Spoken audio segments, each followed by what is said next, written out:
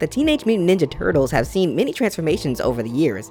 In 2016, they were envisioned through Michael Bay's lens, which garnered varied opinions and left fans curious about the franchise's future direction. Now, with Jeff Rowe at the helm, and under the production of Seth Rogen and Evan Goldberg, the TMNT saga returns to the big screen in a massive summer hit. Teenage Mutant Ninja Turtles Mutant Mayhem was released on August 2nd, 2023. As of September 13th, 2023, its rate in $119 million in the US and Canada, coupled with $50 million from international audiences, culminating in a staggering worldwide of $161 million against a budget of $70 million. Boasting an IMDb score of 7.3 out of 10 and 90% audience approval, I was compelled to see if this film lived up to the hype.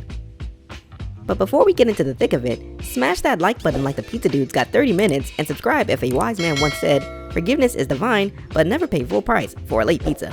Now let's see these heroes in a half shell in action. Right from the start, it's evident that the animation style is eye-catching and extremely well thought out. It's intricately detailed, yet at times it echoes the feel of rough sketches or preliminary art designs. For instance, the explosions, instead of being overly elaborate, have a more relaxed and hand-drawn aesthetic, reminiscent of storyboards but still capturing the essence of action.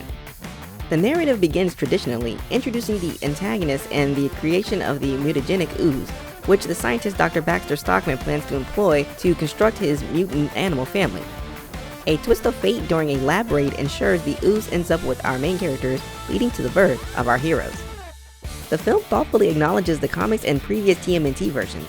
In the comics, Dr. Baxter Stockman is characterized as a sociopath scientist. While later versions often depict him as the Turtles' main human adversary, in this film, he appears briefly, igniting the events that subsequently unfold.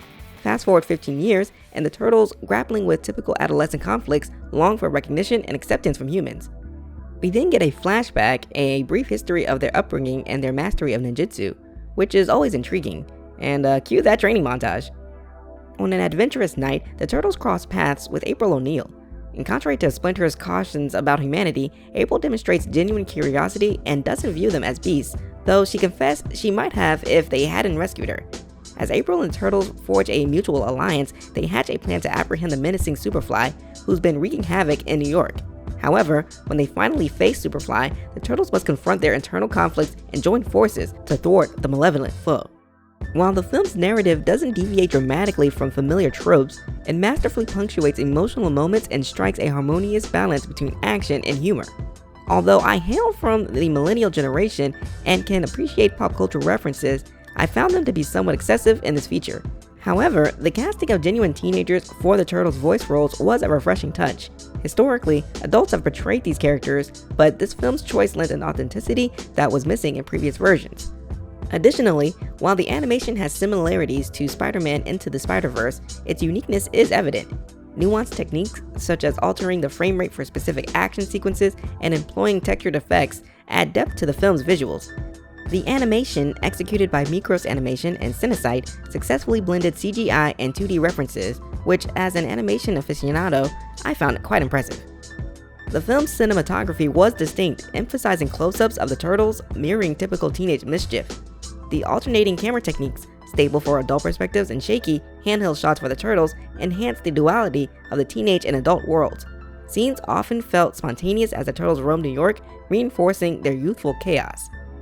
Thematically, the movie revolves around a father and his four sons, with acceptance and isolation as pivotal narrative drivers. Although not originally intended as an immigration allegory, director Jeff Rowe acknowledged the evident parallels between Splinter's experiences and those of first-generation immigrants. The theme became more pronounced due to the team's personal connections with similar family dynamics. Speaking of family dynamics, Seth Rogen's ensemble included renowned actors like Paul Rudd, Ice Cube, John Cena, and the legendary Jackie Chan. Their stellar performances, especially Chan's portrayal of Splinter, elevated the film. Mondo Gecko was a standout character for me. At a runtime of 100 minutes, Teenage Mutant Ninja Turtles Mutant Mayhem is a commendable addition to the TMNT legacy. I rate it 4 out of 5 stars. If you're scouring for opinions on this film, let this review guide you. Mutant Mayhem is a must-watch. But what are your thoughts? If you've seen Mutant Mayhem, where would you rank this entry amongst the other installments? Let me know your thoughts down in the comment section. Hope you enjoyed this critical movie review of Teenage Mutant Ninja Turtles Mutant Mayhem. Until next time, my friends. That's it for today's episode of Critically Speaking. Thanks for joining us as we explore the latest movies, games, and hot topics. Stay up to date with our latest content by hitting that notification bell.